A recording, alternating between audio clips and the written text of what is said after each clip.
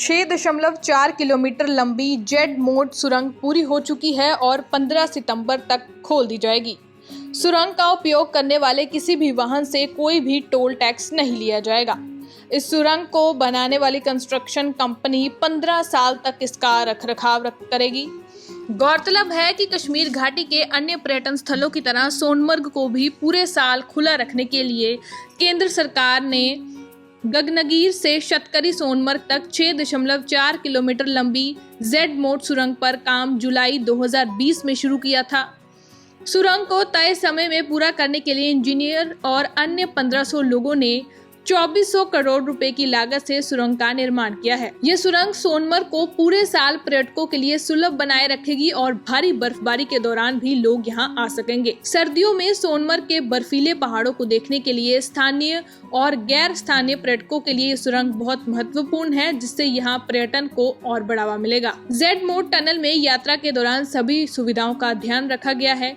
वाहनों के धुएं को दूर करने के लिए पीछे बिजली की उचित व्यवस्था, पानी निकालने के लिए जल निकासी की व्यवस्था, पैदल यात्रियों के लिए फुटपाथ आदि की व्यवस्था की गई है। गौरतलब है कि सर्दियों के दौरान श्रीनगर सोनमर्ग मार्ग पर हिंग में हिमस्खलन हो जाता है, जिस कारण दिसंबर में ही सोनमर्ग यातायात के लिए बंद हो जाता है और घूमने के लिए सोनमर्ग आने वाले पर्यटकों को वापस लौटना पड़ता है। स्थानीय लोगों ने कहा कि इस सुरंग के निर्माण से न केवल गांदरबल के लोगों को बल्कि देश को भी फायदा होगा, क्योंकि सोनमर्ग 6 महीने के लिए बंद रहता है और अब ये पूरे साल खुला रहेगा और पर्यटकों की संख्या में वृद्धि होगी और साथ ही स्थानीय लोगों को रोजगार भी मिलेगा। उन्होंने आगे कहा कि यह सुरंग सेना के जवानों के लिए भी फायदेमंद होगी, जो सोनमर्ग में तैनात हैं, क्योंकि उन्हें सर्दियों के महीनों के दौरान भोजन और पेय पहुंचाने में काफी कठिनाइयों का सामना करना पड़ता है। वहीं इंजीनियर ब्रिजेश वालिया ने बताया कि टनल का काम पूरा हो चुका है और 15 सितंबर तक इसे जनता के लिए खोल दिया जाएगा। उन्होंने कहा कि गगनगीर से सोनमर्ग तक पहुँचने में आधा घंटा लगता था, लेकिन अब सिर्फ 9 मिनट में ये सफर पूरा होगा।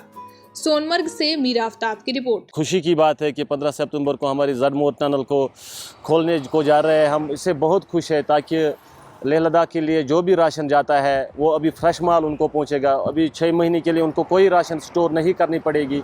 बिल्कुल एक ही दिन में वहाँ पे राशन पहुँच जाएगी। जैसे हमारे फौजी भाई है, आर्मी के जवान है, उनके लिए भी अब फ्रेश सब्जियां सब कुछ उनको फ्रेश ही फ्रेश मिलेगा। दूसरे टनल को वहाँ पे काम चलता है, वो भी जल्द अज जल्द कंप्लीट किया जाए, ताकि और भी लोगों को खुशी का मौका देखने को मिलेगा।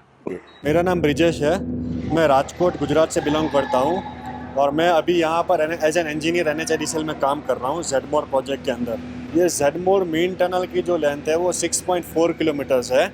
इसके साथ साथ अब एस्केप टनल भी है पैरेलल में, कि इन केस अगर कोई भी इमरजेंसी क्रिएट होती है मेन टनल में है तो बीच में जो क्रॉस पैसेजेस है, तो क्रॉस पैसेज से अंदर फिर हम एस्केप में जाके बाहर निकाल सकते हैं। फौज के लिए बहुत ज़्यादा इम्पोर्टेंस है।